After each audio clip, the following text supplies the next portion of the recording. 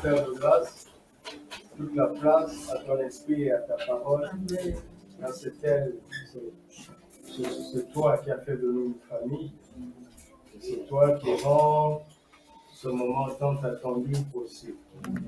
Tu es vraiment celui qui réalise les rêves et qui fait infiniment au-delà de toutes nos espérances. Qu'il en soit ainsi durant ce week-end. Que ce soit un week-end glorieux, un week-end béni pour nos vies, mais aussi pour cette ville, pour cette nation. Que la parole que nous allons partager soit libérée sur toute la nation. Amen. Et sur cette partie de la terre. Amen. Au nom de Christ Jésus. Amen. Amen. Alléluia. Amen. Merci Seigneur. Notre thème du mois se trouve dans le Proverbe, n'est-ce pas? Chapitre 12, verset 14. Il ne faut pas dire à un prédicateur comme moi que j'ai tout le temps. On va essayer de ne pas trop dépasser le temps et de poser une bonne fondation ce soir, parce que je crois que Dieu va faire beaucoup de choses dans nos vies. Amen. Durant ce week-end. Amen. Lisons ensemble le Proverbe 12, verset 14. Par le fruit de la bouche, on est rassasié de bien, et chacun reçoit selon l'œuvre de ses mains. Alléluia. Amen. Vous voyez, la parole, la proclamation a une puissance extraordinaire. Comme papa ne cesse de nous l'apprendre depuis des années, et ces derniers mois, il est beaucoup plus précis là-dessus. Cependant, il n'est pas question de parler seulement et de ne rien faire. On le voit bien ici, n'est-ce pas? Chacun reçoit selon quoi? L'œuvre de ses mains.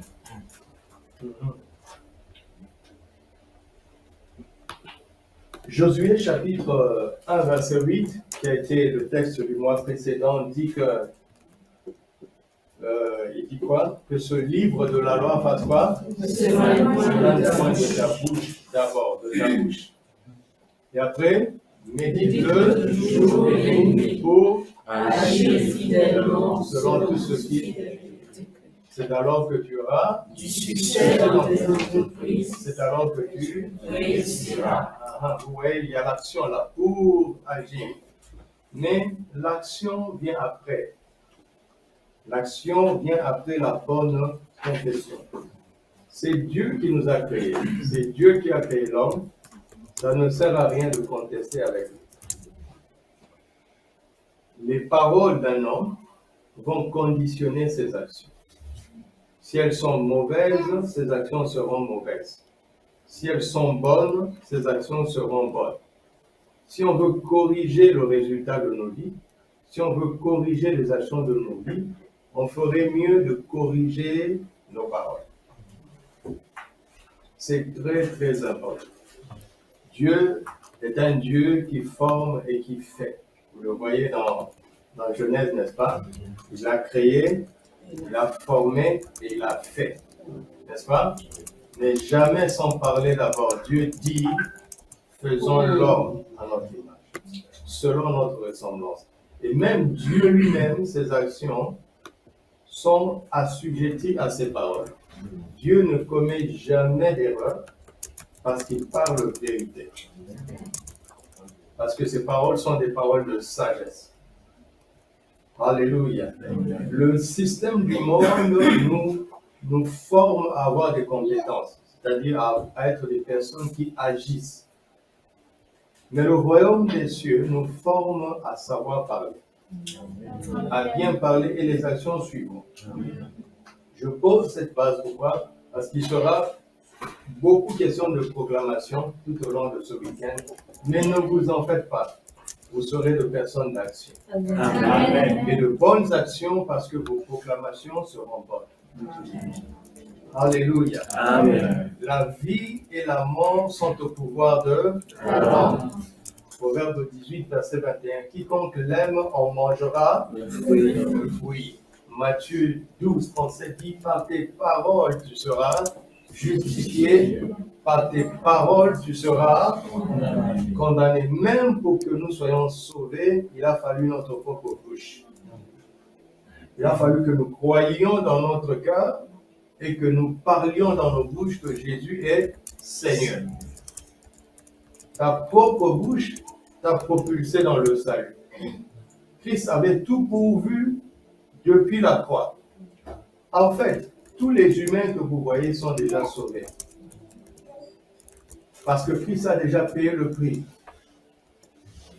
Mais il appartient à chacun maintenant de reconnaître et de confesser, de croire dans son cœur et de confesser de sa bouche.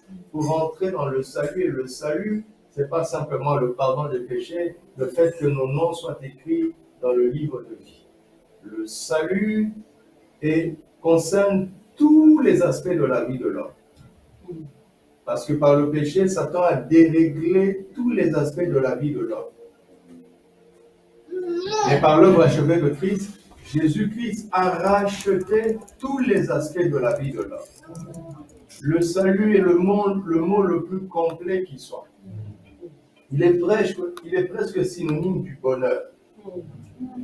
Alléluia. Amen. Le salut et le bonheur marchent ensemble. Amen. Amen. Amen. Et c'est pourquoi Dieu nous a donné la vision plénitude de vie. Parce que nous avons découvert qu'il n'est pas question de choisir, de prendre les morceaux qui nous intéressent dans le package de la grâce. Non, nous sommes de ceux qui avons décidé de tout prendre. Amen. Et nous allons tout prendre. Amen. Au nom de Christ. Amen. Et cela commence par la confession de notre bouche. Et cette confession doit être une confession de foi. Mais la foi vient dans le cœur. Et la foi vient de ce qu'on entend. Si ce qu'on entend vient de la parole de Christ. C'est pourquoi nous enseignons l'évangile, nous prêchons l'évangile pour que les humains puissent comprendre ce que Dieu a fait, afin de le croire dans son cœur et de changer de langage. Le changement de langage va induire le reste, va induire le changement de mentalité et le changement d'action. Amen. Alléluia. Amen. Mais pour ce qui nous concerne dans ce mois, il est question que nous soyons rassasiés de quoi? Les paroles de nos propres bouches. Amen. Amen. Est-ce que tu as faim? Oui. C'est ta bouche qui va te rassasier. Amen. Alléluia. Amen. Dis à ton frère, ta bouche va te rassasier. Ta bouche va te rassasier. Au nom de Jésus. Amen. Amen. Amen. Oh, gloire à Dieu. Amen. Gloire à Dieu. Amen. Nous allons commencer par une réalité puissante qui se trouve dans les Saintes Écritures. Psaume 103, verset 20. Psaume 103, verset 20 est une réalité extrêmement puissante.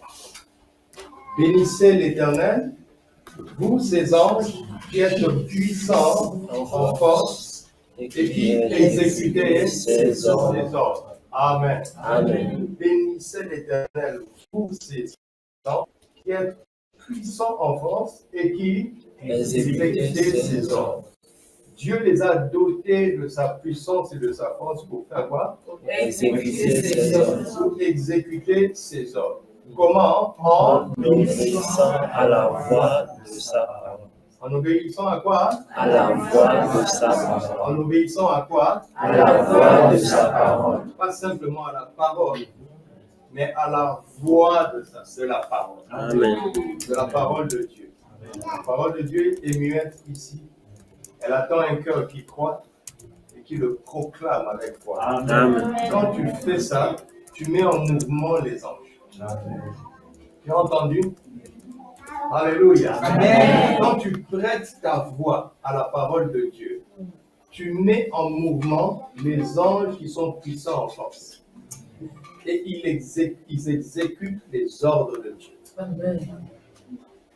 Si on prend un document et on dit « Ainsi parle le président de la République », Les gens vont obtempérer, n'est-ce pas? Peu importe qui le lit. Si le document est authentique, n'est-ce pas?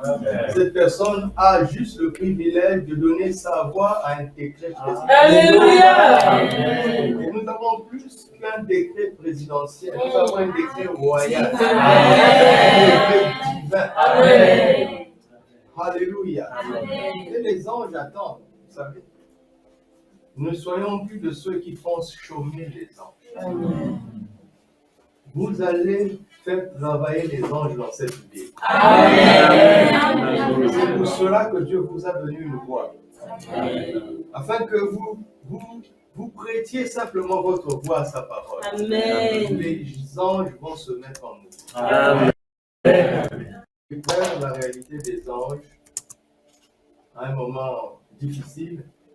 Et quand je partais, on est en famille, c'est entre nous, quand je partais au Burkina pour aller espérer épouser ma bien-aimée, je n'étais pas sûr que je vais revenir avec elle. Parce que nous n'avions pas encore l'accord des parents, elle avait fini ses études et elle était rentrée. Alors c'était des moments très très difficiles émotionnellement, difficiles aussi objectivement, parce qu'on ne voyait pas d'issue. Pourtant, on s'aimait, on ne va pas faire semblant, mais aussi Dieu nous a fait parler, mais on s'aimait. Et une nuit, avant que les choses ne se déclenchent, je marchais dans un espace où j'aimais aller prier, c'était vers le soir, vers le crépuscule. Et le Seigneur m'a ouvert les yeux. Et il m'a montré une colonne d'anges. Et il m'a dit, j'ai mis ces anges dans le ciel. Tant que tu ne seras pas parti pour revenir avec elles, ils resteront là. C'était la première fois. Et les jours qui ont suivi, quelques miracles se sont produits. J'avais l'opportunité de voyager et j'ai écrit à un ami, je lui ai dit, bon, je pars au Burkina, parce que lui connaissait l'histoire dans les moindres détails. Je pars au Burkina et je reviendrai avec mon épouse. Il ne m'a jamais répondu jusqu'aujourd'hui. Parce qu'il n'a pas cru. Il connaissait le niveau des difficultés. Et pourtant, 3 semaines après, n'est-ce pas, on est revenus ensemble. Mariés. Et je ne lui disais pas, pendant qu'on était à l'aéroport, à l'avion retour, le Seigneur m'a ouvert encore les yeux et un ange m'a parlé. Vous pouvez ne pas croire, mais croyez-moi, je ne m'amuse pas. Et il s'est présenté à moi comme le chef du bataillon qui était chargé de me ramener. Et puis il m'a dit, tout va bien, vous allez bien rentrer, tout va bien se passer. Et c'est là que je suis aujourd'hui. Amen. Amen. Mais je n'avais pas la connaissance que j'ai aujourd'hui. Mais quand je reviens en arrière, je me rends compte que le Saint-Esprit m'avait amené à prier d'une certaine manière et à parler d'une certaine manière, et cela a déclenché le ministère des anges. Amen. Les anges sont des serviteurs de Dieu en faveur de ceux qui doivent hériter du salut. Amen. Hébreux chapitre 1, verset 13-14. Ne cherchez pas à parler aux anges, vous n'en avez pas besoin. D'accord? Ils sont des serviteurs de Dieu et Dieu est notre Père. Vous êtes un enfant d'une grande personne.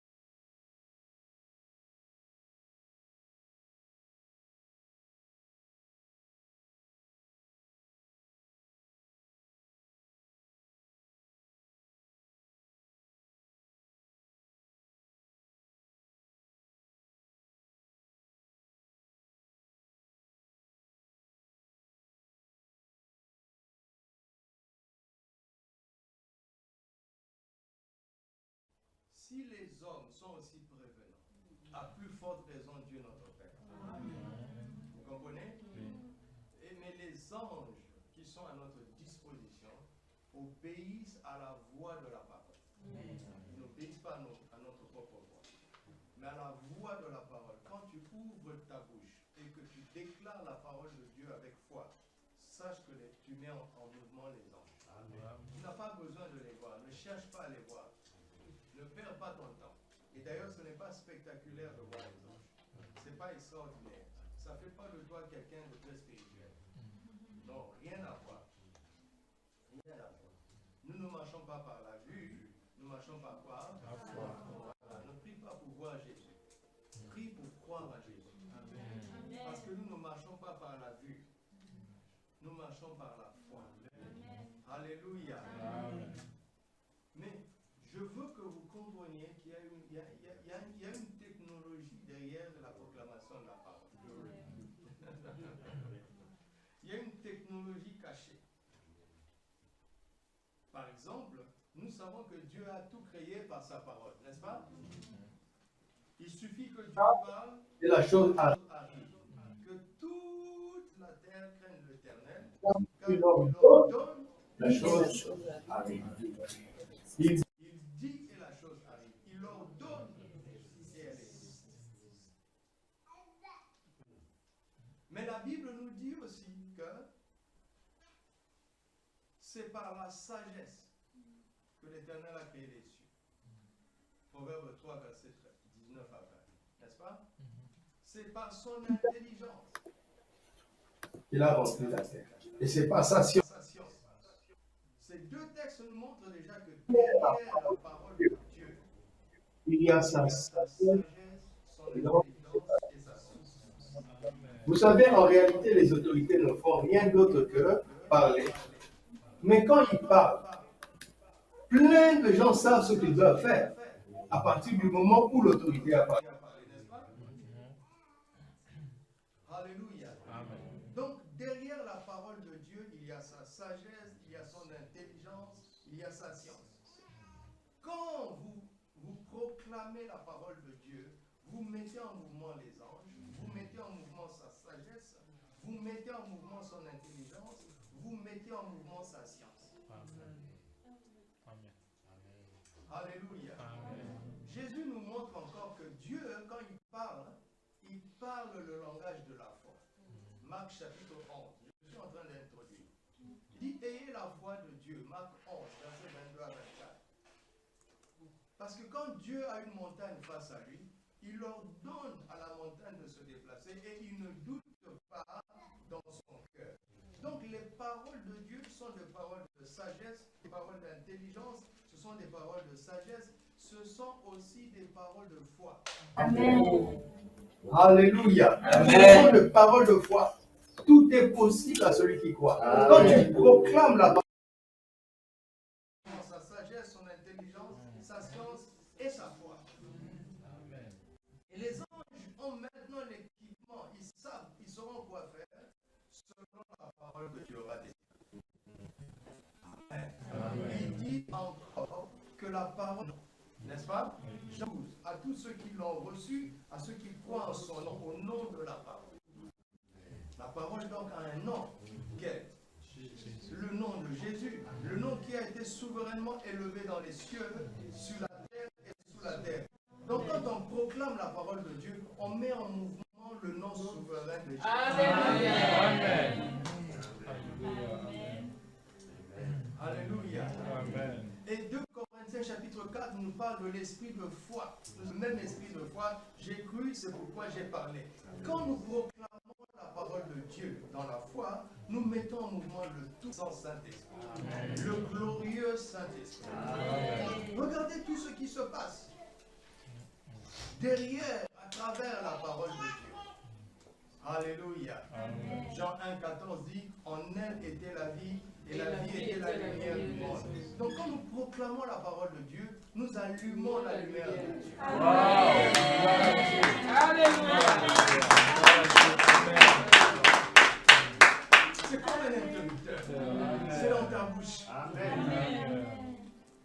Quand nous proclamons la parole de Dieu, nous appelons la vie de Dieu sur la terre. Amen. C'est extraordinaire. C'est extraordinaire. Alléluia. Amen.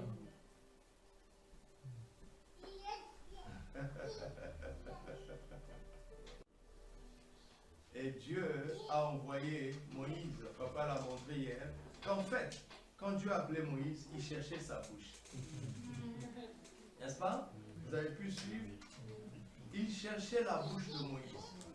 Les signes qu'il lui a donnés étaient là juste pour lui donner confiance en l'autorité que sa bouche détenait.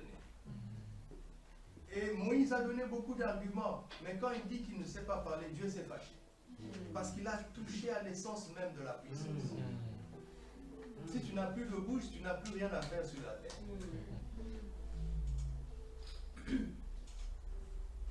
Alors, Moïse a fait beaucoup de signes, 9 signes. Pharaon n'a pas plié. Jusqu'à ce qu'il y ait le signe du sang, n'est-ce pas? En Exode 12. Et quand il y a eu ce sacrifice, la nuit même, la nuit même,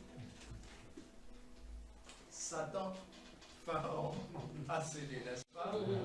C'est votre place. Merci, pasteur Azer. Alléluia.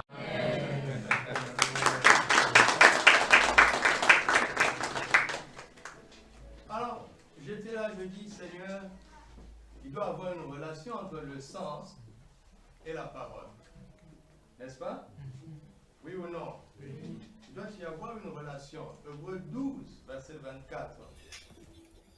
La parole de Dieu nous révèle que le sang d'Abel parle mieux que le sang de Jésus parle mieux que celui d'Abel.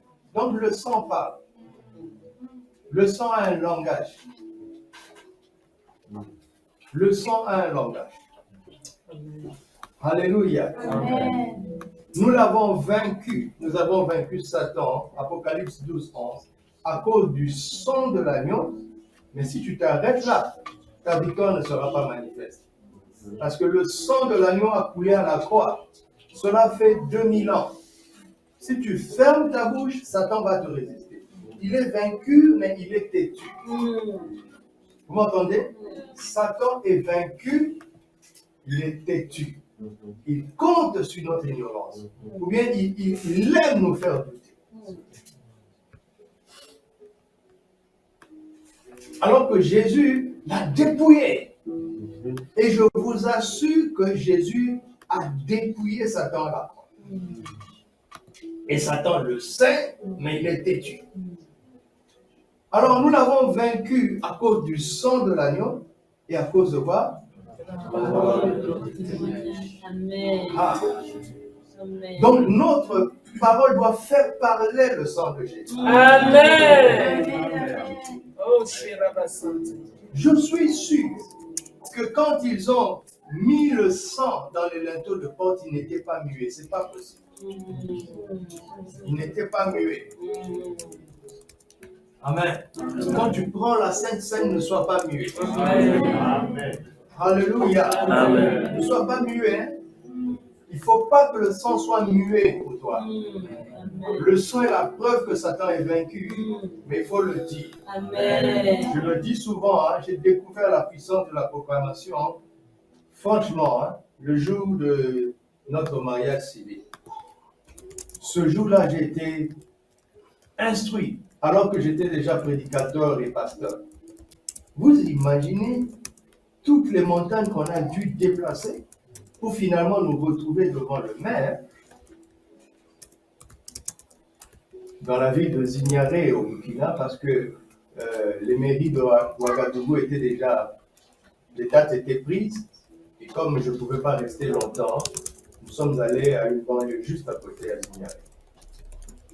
Mais je viens du Maroc, j'ai attendu 3 ans, nous nous sommes battus, nous avons tenu bon dans la foi, elle a tenu bon, elle m'a aimé jusqu'au bout. J'arrive devant le maire, Et le maire se permet de me dire si je vais le pousser. Mais franchement, ce jour-là, j'ai failli mal parler. J'ai failli lui dire, mais vous êtes sérieux? Est-ce que c'est à moi que vous allez poser cette question? Avec tout ce que j'ai fait, il s'en fout, lui. Vous imaginez tout ce que nous avons fait pendant des années ne pouvait pas changer notre statut, alors qu'un seul mot, oui, a changé notre statut. Waouh! Donc tu peux dire, je fais des sacrifices, et toi, parle. Amen. Dis ce que tu dois dire. Amen. Et le statut va changer. Amen. Amen. Amen.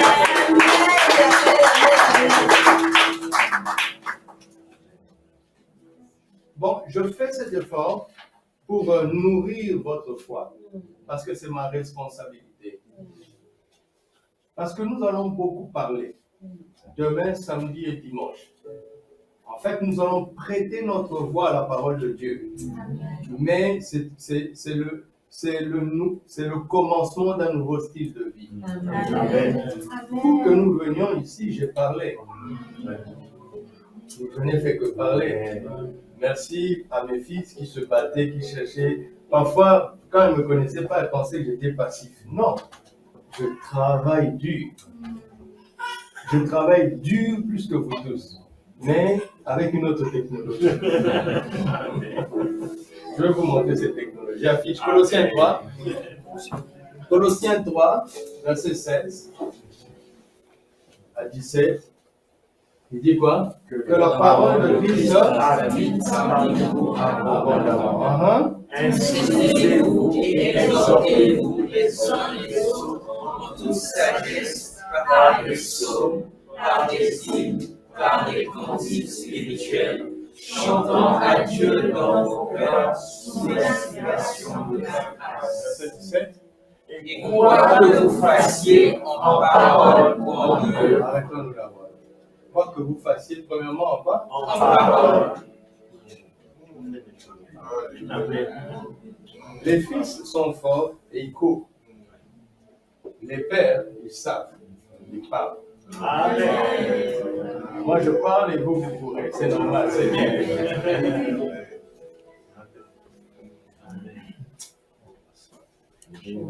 Je travaille constamment, juste en parlant. Je passe mon temps à attendre la parole à laquelle je vais prêter ma voix. Ils sont témoins. Vous savez, nous avons cherché des solutions pour venir ici. Depuis que vous êtes venus ici, Satan a eu peur. Depuis que sa loi divine a commencé ici, Satan a eu peur. Et donc, dans sa ruse, il a décidé de créer un incident diplomatique entre le Maroc et la France. Parce qu'on craignait que je vienne.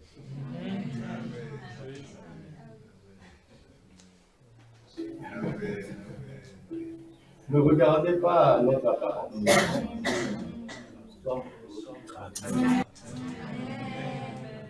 redoutable. Vous allez vous en rendre compte. Vous êtes. Alors on cherchait des solutions, on ne les trouvait pas. Et il y a une année, le Seigneur m'a donné un texte par un Corinthien.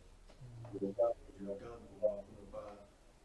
ne pas soulever le combat inutile avant le temps parce que cette adversité.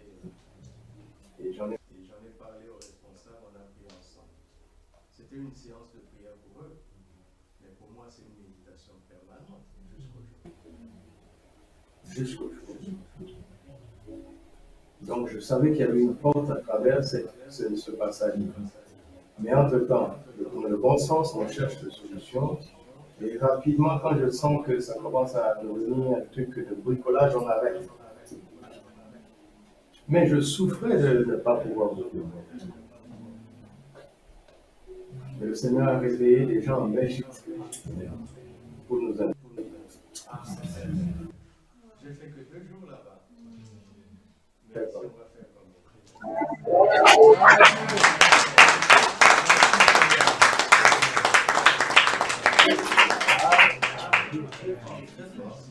Alors, on a introduit le dossier. Ils ont donné le visa de maman. Une semaine, on ne nous appelle pas. Comme ça. Et lui, il courait. C'est normal, c'est un fils. Mais un matin, parce que les mardis, je reçois, et comme je suis seul, parfois je reçois des dames, lui il vient m'assister.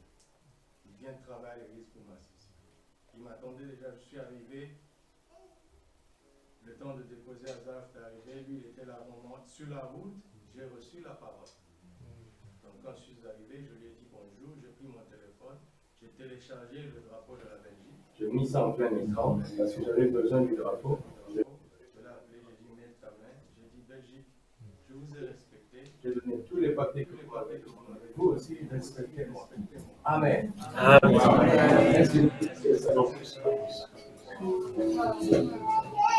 Ça, c'est à 14h, SMS, venez recevoir vos papiers.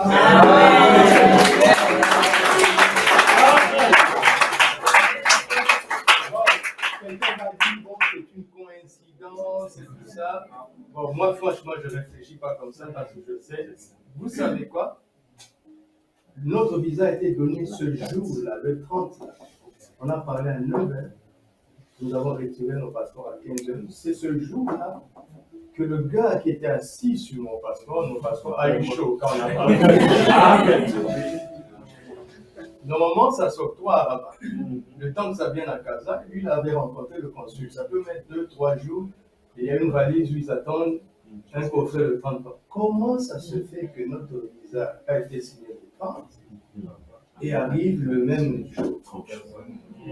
Ça, c'est surnaturel.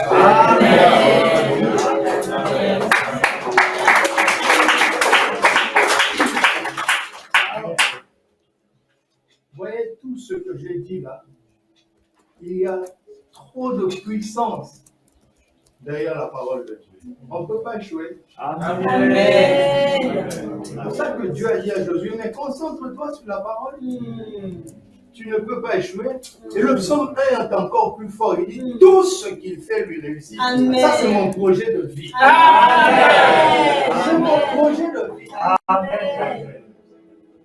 Réussir tout. Amen. Ne te contente pas de 80%. Amen. Ne te contente pas de 90%. Mais le secret se trouve dans ta parole. Alléluia. Tout le monde connaît le récit de la tentation de Jésus, n'est-ce pas? Tout le monde connaît. Satan est venu le tenter. Comment Jésus a fait? Il a résisté avec la parole. Luc et Dieu nous disent. Regardons ce que Marc a.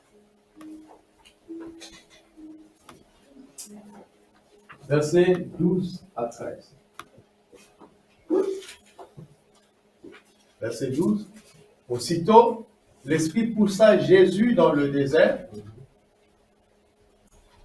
où il passa 40 jours et 40 nuits tenté par Satan. Et nous savons, si tu t'arrêtes à tenter par Satan, tu complètes avec Matthieu 4 et Luc 4, tu sais ce qui s'est passé. Maintenant, Marc va compléter ce que Luc et Matthieu ne disent pas. Il était avec eux et vous voyez, la confession de Jésus a libéré le mouvement des anges.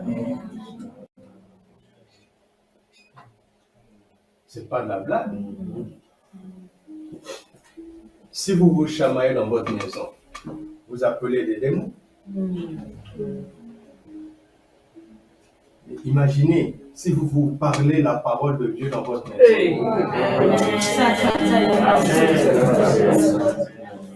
Les chrétiens ont des problèmes. Ils ne sont pas possédés.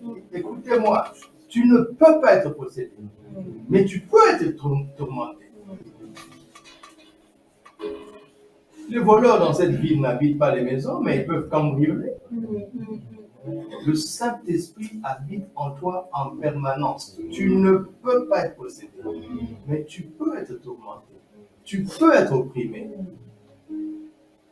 Mais oui, qu'on se le dise.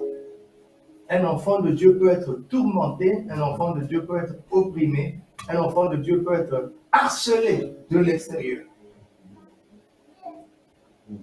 Mais si cela lui arrive, s'il arrive de faire des cauchemars, il y a un problème. Tu actives ça dans l'atmosphère par tes paroles. Change de langage. Les anges qui sont puissants en force sont immobilisés quand on ne parle pas. Ils sont immobilisés. Et comme ils sont intègres, ils ne peuvent rien faire. Ils exécutent les ordres. Ils n'abusent jamais de leur puissance et de leur force. Ils ne vont rien faire.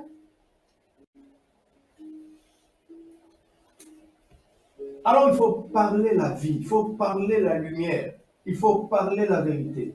Par exemple, est-ce qu'il arrive à un enfant de Dieu de mentir? Ça arrive, non? Oui. Mais s'il ment, il fait appel à qui? Au père du mensonge. Le diable, il donne au diable un certain pouvoir sur sa vie. Vous m'entendez? Il y a un témoignage qui m'a beaucoup marqué. J'étais invité quelque part et le Seigneur m'a dit, prêche que je suis la vérité. J'ai prêché la puissance de la vérité. Si mes paroles demeurent en vous et que vous demeurez dans mes paroles, vous connaîtrez la vérité. Et qu'est-ce que la vérité va faire? Elle va vous affranchir. C'est la vérité qui fait ça. C'est son travail. J'ai développé ça avec les paroles que le Seigneur m'avait données. Et Jean 1, 17 dit, la loi nous a été donnée par Moïse. La grâce et la vérité sont venues par Jésus. Par exemple, quelqu'un qui a triché, la loi le condamne. C'est normal, il a triché. Mais ce n'est pas ça la vérité. Depuis la croix, ce n'est pas ça la vérité. Parce que Jésus est précisément mort pour ce péché. Il ne doit plus être condamné. Mais il est condamné parce qu'il ignore la grâce, étant sous la loi. Je ne savais pas ce que Dieu était en train de me faire dire.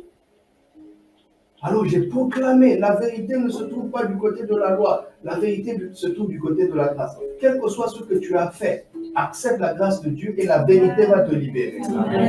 J'ai parlé et à la fin, une dame m'a demandé à me rencontrer.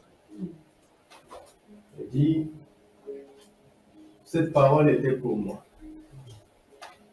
Quand j'étais encore un peu plus jeune, j'avais un fiancé, mais j'avais une autre relation. C'est une personne que je n'aimais pas, mais je l'ai exploitée pour son âge.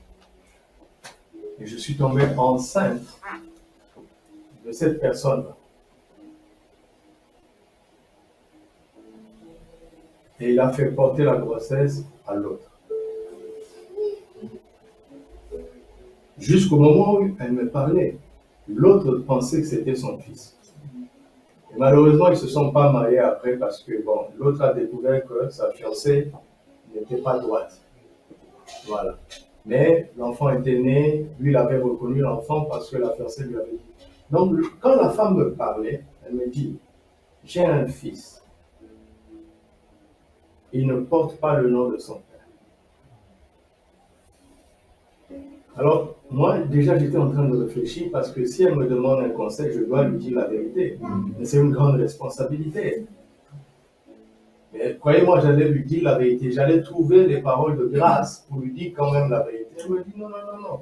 Je ne suis pas venu te demander conseil. Je sais ce que je dois faire. Je vais dire la vérité. Comme ça, hein? Donc, comme elle était dans un autre pays, l'enfant et sa mère, sa maman finalement, élevaient l'enfant, mais le monsieur-là assurait toutes les charges. Elle a écrit une lettre à sa mère. Elle a tout raconté. La maman a dit, ça c'est trop lourd. Tu dois parler toi-même et à ton père et au papa de l'enfant, le papa officiel, le véritable papa. Elle a dit, elle va le faire. Elle m'a appelé. Elle dit, voici comment ma mère a réagi. Je vais le faire. Elle dit, je suis décidé à vivre dans la vérité parce qu'en effet, elle tournait en rond. Elle est tenue par le diable. Une chrétienne. Mais je ne sais pas pourquoi j'ai dit ça. Elle est tenue par le diable, elle tourne en rond à cause du mensonge. Vous pouvez tout faire. Elle s'est mise elle-même dans le filet du diable par le mensonge. Elle n'est pas possédée, mais elle est contrôlée par les paroles de sa bouche, parce qu'elle a menti. Alors, elle a dit au papa officiel, vous savez ce que le papa officiel lui a dit? Je le savais, mais j'ai été pris d'affection pour l'enfant. Je ne voulais pas laisser l'enfant avec une mère comme aujourd'hui. Il dit, mais j'ai toujours su que ce n'est pas mon fils. Et je ne vous le rendrai pas. Il dit, si le vrai papa font ça, je ne vous le rendrai pas. Il a écrit aussi à son père. Là, son père n'a jamais rien dit. Le papa était tellement dépassé. Dieu est fort. Amen. Des années plus tard, un frère de notre église va me dire qu'il veut épouser quelqu'un.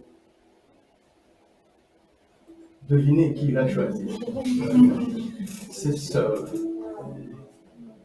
Moi, je connaissais la vérité parce que la sœur était dans une autre église. Il me l'a présenté. Non, il m'a parlé d'elle. Quand il m'a dit le nom, je posais des questions pour me rassurer. Je dis, Seigneur, mon Dieu. Je dis, venez ensemble.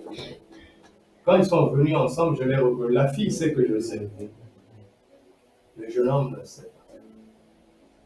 Ils se sont assis. Le temps que le jeune homme parle un peu, la soeur a dit, attends, je dois te dire quelque chose, pasteur Lecourt. Elle raconte. Le garçon a transpiré.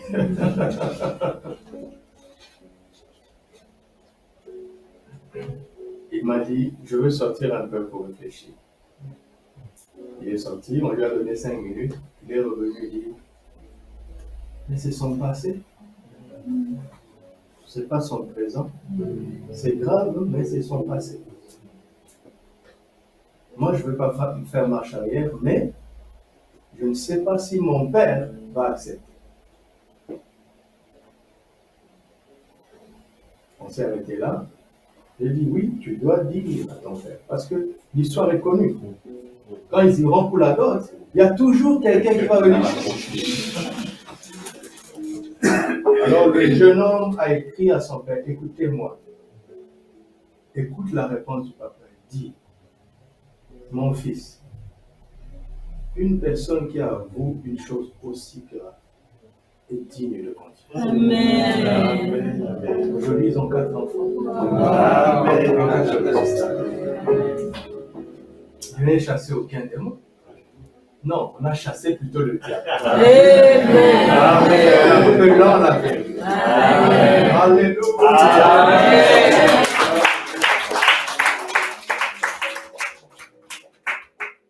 Vous imaginez les 4 vies, les 4 destinées qui attendaient dans l'éternité ont été libérées sur la terre par mon ministère.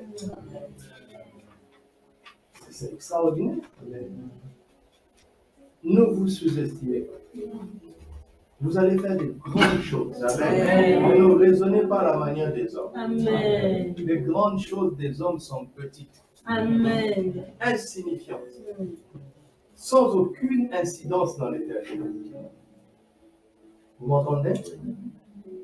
Dieu vous a placé ici pour que vous puissiez parler d'une certaine manière. Commencez là où vous êtes, mais il viendra un temps où vous allez empêcher des choses. Par les paroles de vos bouches, vous allez emmener, installer certaines choses. Au nom de Jésus. Amen. Là, on a vu comment Jésus, n'est-ce pas, a libéré le mouvement des anges par ses paroles. Alléluia. Regardez, quand Jésus est né, il y a eu une grande activité d'anges. Vous le savez, non? Une grande activité d'anges sur la terre.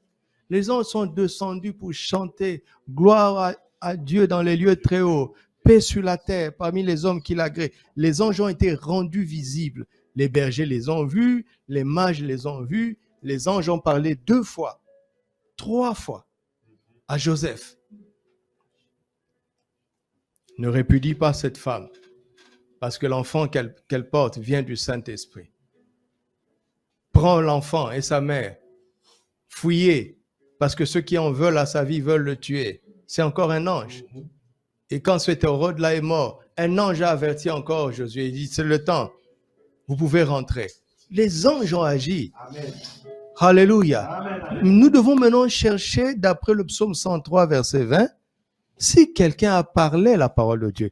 Quelle est la voix de la parole sur la terre qui a libéré ce mouvement des anges? D'après vous, c'est qui? C'est Marie. Je suis la servante du Seigneur. Qui me soit fait selon quoi? Et regardez la suite de sa prière.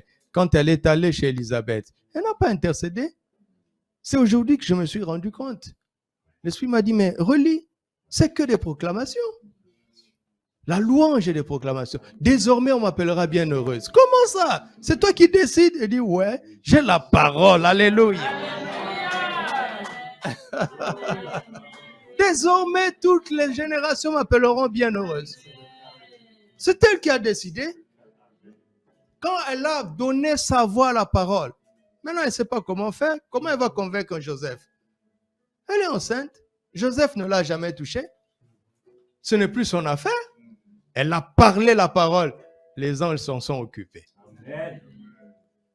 Alléluia. Amen. Vous vous rendez compte que cette activité d'ange, les anges qui ont protégé son mariage, les anges qui ont protégé leur fils, les anges qui ont protégé leur foyer, ont agi à partir de la parole de cette femme. Tu peux parler aujourd'hui pour t'aligner. Tu peux parler, tu n'es pas encore marié, parle déjà. Ce jeune homme-là va être protégé par les anges. Il ne sait pas pourquoi, il passe par des temps difficiles, mais il s'en sort toujours, mais c'est grâce à toi. Parce qu'il va venir t'épouser. Cette jeune fille-là va se redresser. Pourquoi? Parce que tu as bien parlé. Vos enfants vont être protégés parce que tu as bien parlé. Votre famille va être protégée parce que tu as bien parlé. Vos entreprises, votre destinée, votre lignée. Alléluia. Tu mets la main sur ton ventre, tu dis, je suis une mère, un père de grande destinée. Des rois sortiront de moi. Des nations sortiront de moi. Alléluia. Et la parole de Dieu est impérissable, vous le savez. Elle est impérissable. Elle restera là tant que Jésus ne reviendra pas. Elle restera là. Et les anges seront obligés de l'exécuter. Simplement parce que tu as parlé. Alléluia. Alors arrête de dire nous autres là. Non, non, non. On est venu accompagner les autres. Comment ça? Tu es un fils de Dieu. Tu es un prince, une princesse. Tu es un roi et un sacrificateur. Oh, nous les blacks, ou nous les immigrés, tu n'es pas un immigré. Tu n'es pas un étranger. La terre entière appartient à Dieu et Dieu est ton papa. Tu es plus français que les Français. Je répète, tu es plus français que les Français. Confesse comme ça, tu vas voir. Tu vas voir. Alléluia. Amen. Alors, je vais introduire le sujet de demain, d'après-demain et du dimanche. Regardons 1 Corinthiens 15, verset 10. Nous allons travailler à partir de ce verset et je vous promets déjà qu'on ne va pas l'épuiser. Il dit, par la grâce de Dieu, je suis ce que je suis. Et sa grâce envers moi n'a pas été vaine. Loin de là, j'ai travaillé plus que eux tous. Non pas moi toutefois, mais la grâce de Dieu avec moi. C'est dense, c'est dense, c'est dense. Ce verset est en train de résumer la vie et le ministère de Paul. C'est son secret là. C'est le secret du grand apôtre Paul. C'est ça qui l'a rendu grand. Il commence par son identité. dans la grâce. Dans la grâce. Il dit, ce que je suis, c'est par la grâce de Dieu. L'identité. Alors nous allons abondamment parler notre identité dans la grâce. Amen. Notre identité en Christ. Parce que si tu rates, si tu manques, tu passes à côté de la révélation de l'identité, tu ne pourras rien faire après. Papa Karambiri dit que le verbe le plus puissant de la terre, ce n'est pas le verbe faire, ce n'est pas le verbe avoir, c'est le verbe être. Le monde respecte les hommes par l'avoir et le pouvoir. Le ciel respecte les hommes par l'être et non le paraître. Regardez comment on valorise les gens par quoi? On valorise les gens par quoi? Par l'avoir, par le pouvoir. C'est une vanité. Je dis souvent aux gens, parce que j'ai eu l'occasion de parler à certains présidents de la République, à beaucoup de ministres, à beaucoup de grandes personnalités. Après, quand ils se retournent, j'ai plus envie de l'appeler son excellence. Il y a des son excellence qui ne sont pas excellents du tout. Il n'est pas excellent, lui-même il le sait. Mais le titre impose qu'on l'appelle son excellence. Mais il y a des gens qui n'ont pas de grands titres, qui n'ont pas grand-chose matériellement, mais qui franchement sont excellents. N'est-ce pas? Alors qui est plus important? Qui est plus important?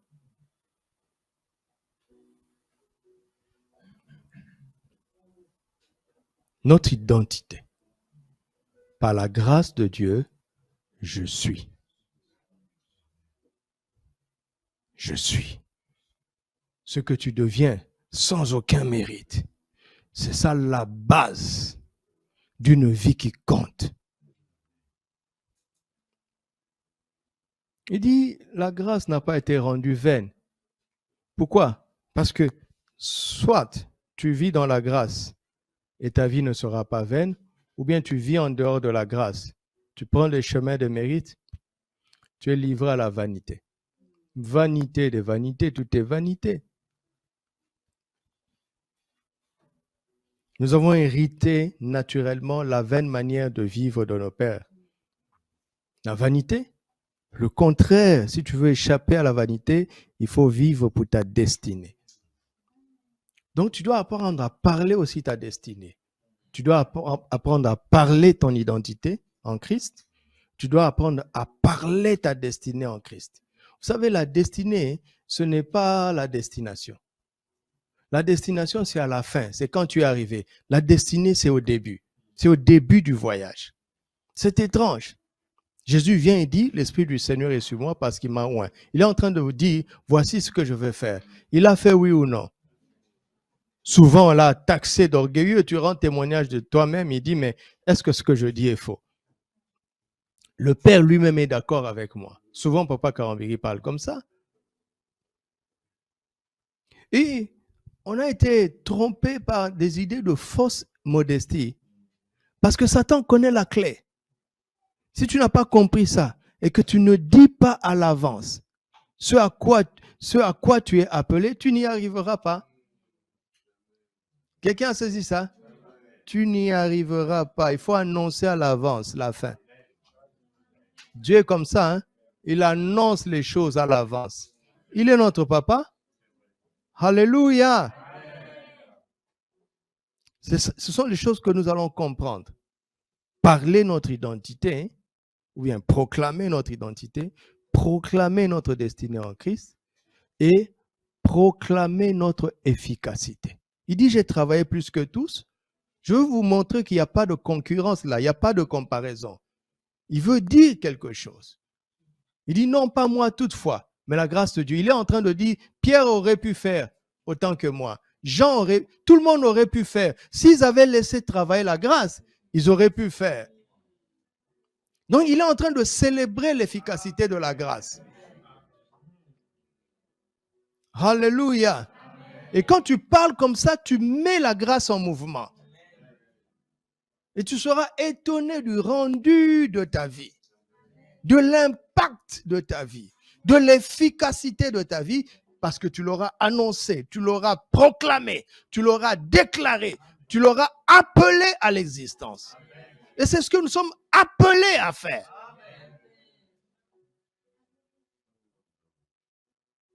Mais nous allons mettre plus de temps dans l'identité parce que c'est la base.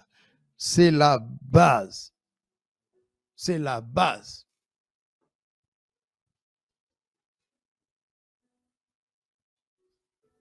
Dieu a toujours été heurté quand il appelait des gens à de grandes choses à la question de l'identité. Il répondait en disant « Qui suis-je » N'est-ce pas? J'aime ce jeu de mots en Exode 3. Quand Dieu déclare le plan qu'il a pour Moïse, Moïse dit « Qui suis-je » Dieu dit « Je serai avec toi. Donc sois tranquille, je le ferai. Moi, je le ferai. » Il a eu du mal, n'est-ce pas? Il dit « Mais si on me demande qui t'envoie, quel est son nom? Qu'est-ce que je veux dire? » Il dit « Je suis. » Vous avez affaire à quelqu'un qui ne sait pas qui il est. Il dit donc, qui suis-je? Il est à l'envers. Et Dieu qui lui parle dit, je suis. Je vais juste renverser. Le qui suis-je là, tu vas dire, je suis. Si tu t'attaches à moi, tu sauras qui tu es. Parce que ton identité se trouve en moi. Tel père, tel. N'est-ce pas? Notre Dieu, notre Père, sait qui il est. Et il souffre de voir que ses enfants ignorent qui ils sont. Il est venu corriger ça. Il est venu mettre de l'ordre. Il est venu mettre de l'ordre. Regardons une application. En Genèse 17, Dieu va visiter Abraham, n'est-ce pas? Et il va changer son nom. Il dit, on ne t'appellera plus Abraham, mais ton nom sera appelé Abraham. Et Sarah, ta femme, ne sera plus appelée Sarai, n'est-ce pas? Mais elle sera appelée Sarah. À partir de ce jour-là, leur identité a changé, n'est-ce pas? Et comme on est obligé de s'appeler tous les jours, ils ont commencé à proclamer tous les jours. Quand Sarah disait Abraham, elle était en train de dire père d'une multitude.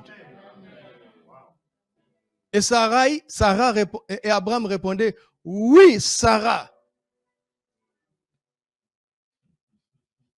Leur maison maintenant était remplie de nouvelles proclamations par le processus de l'appellation. Tout simplement, tout simplement. C'est comme les mariés, ils oublient leur prénom, ils s'appellent chéri. Ça fait que la maison est remplie d'amour.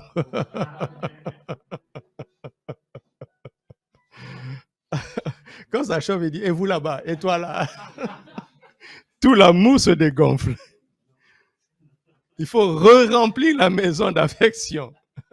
Non, ne faites plus ça. Là, je parle aux mariés. Vous savez, quand ils ont commencé à proclamer Abraham, à proclamer Sarah, vous savez quoi? Dieu a pris 2 anges, il dit allons-y. On va exécuter ce qu'ils sont en train de dire.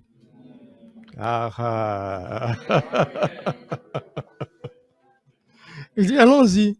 Les anges disent chef, qu'est-ce qui se passe? Il dit mais vous n'entendez pas la voix de ma parole dans cette maison? Vous n'entendez pas la voix de ma parole dans cette... Allons-y, allez, allons-y. Ils étaient obligés de descendre. Quelqu'un comprend ça? Est-ce que quelqu'un comprend ça? Leur nom a été changé dans quel chapitre? Chapitre 17, n'est-ce pas? Dieu et 2 anges sont descendus dans quel chapitre? Dans quel chapitre? 18. Question. Cela a pris combien de temps? Répondez sans tricher. Abraham et Sarah ont confessé pendant combien de temps pour attirer la présence de Dieu et des anges? Ça a pris le temps d'un chapitre, mais matériellement, ça a pris combien de temps? Combien d'années? Combien de mois? Combien de jours? Il y a la réponse dans la Bible.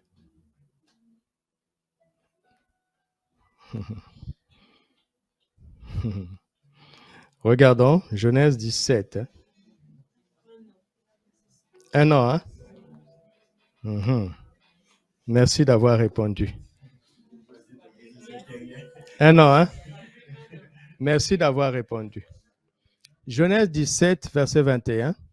Lisez. Je ne vois pas, lisez. Verset 21.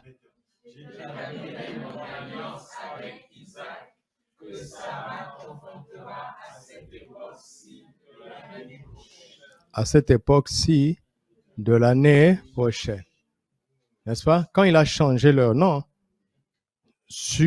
pendant ce moment, il leur dit, à cette époque où j'ai changé votre nom, l'année prochaine. Donc, dans un an, Isaac viendra. Il a donné même le nom de l'enfant. Genèse 18, verset 10. Lisez. Lisez pour moi. Je reviendrai vers toi à cette même époque, et voici Sarah, ta femme, aura un fils. Arrête. Je reviendrai à cette même époque, et Sarah, ta femme, aura un fils. Ça veut dire quoi?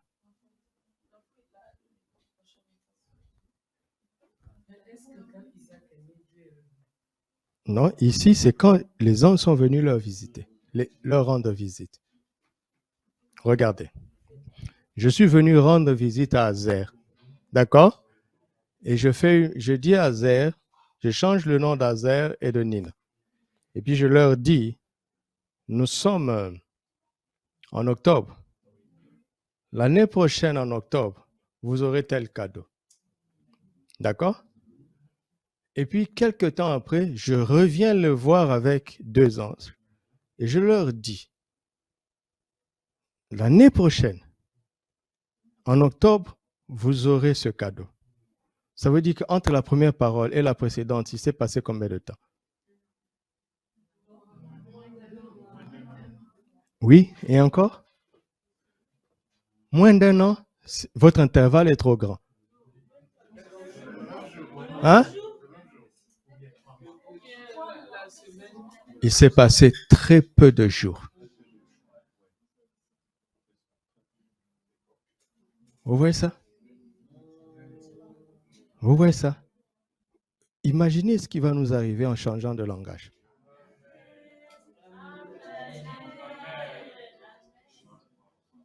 Vous avez compris ça? Les 24 ans d'attente ont été raccourcis par des proclamations.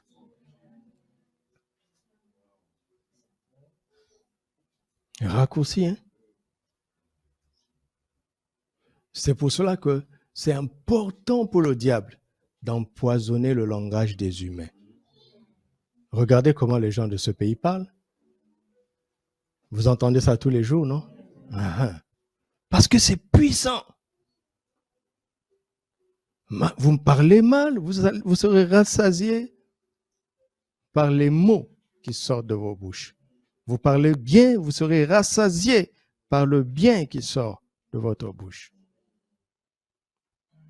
J'ai été choqué aujourd'hui. Hein? Je viens de le découvrir aujourd'hui. Dieu est descendu avec ses anges rapidement. Quand l'homme et la femme ont été résolus de changer de langage.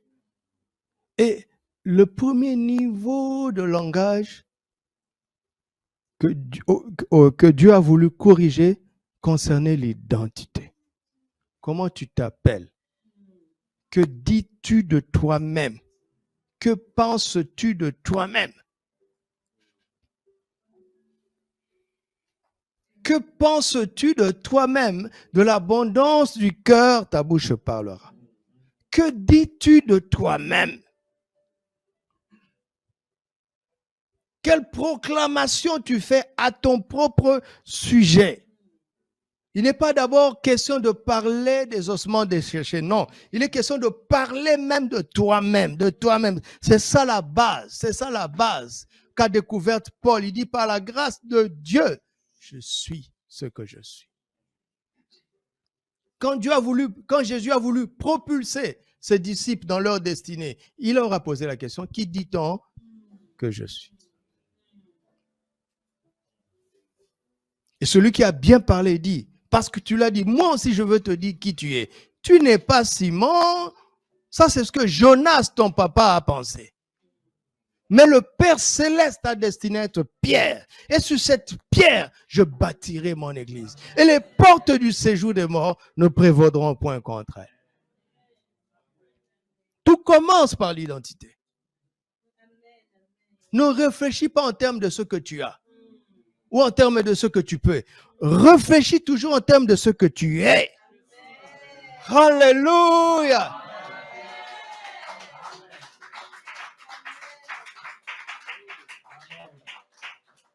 Je disais à maman cet après-midi, alors à partir de là, j'ai exploré les différents aspects de notre identité en Christ.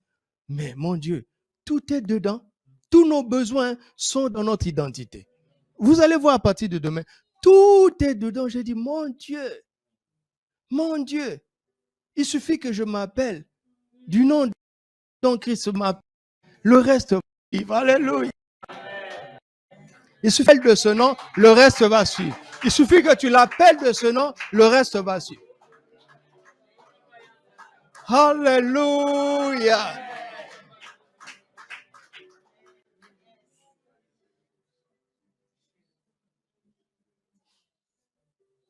Ici, vous le comprenez mieux. Selon le nom de quelqu'un, n'est-ce pas? On ressent quoi? On ressent deux choses. Son identité et ses origines. C'est criant ici. Hein? Par exemple, moi, j'ai un prénom, ce n'est pas dans mes papiers, mais c'est Doudou. Tout de suite, vous savez que mes parents n'étaient pas chrétiens quand je suis né. Par exemple, Godwin. Oh, on comprend tout de suite. Mais nous, là, Doudou, ça veut dire quoi? Ça veut dire quoi? Vous comprenez?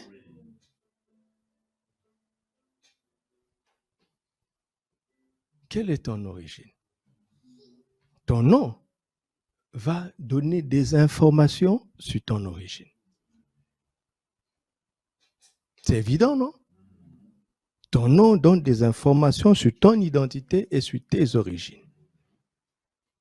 Je ne parle pas de nos noms matériels, naturels. Quel est ton nom en Christ? Si tu as un nom en Christ, tes origines ne sont plus d'ici. Nous sommes des célestes qui sont venus mettre de l'ordre sur la terre. Vous êtes dans une saison de choc de culture. Les cultures africaines qui viennent, les cultures arabophones qui viennent, et ce pays se sent déstabilisé.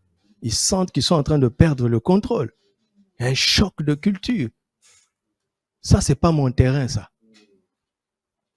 Moi, je suis venu vous montrer que vous êtes des célestes. Et vous devez emmener la culture céleste ici. Alléluia. Jésus le disait, hein, vous êtes d'en bas, je suis d'en haut.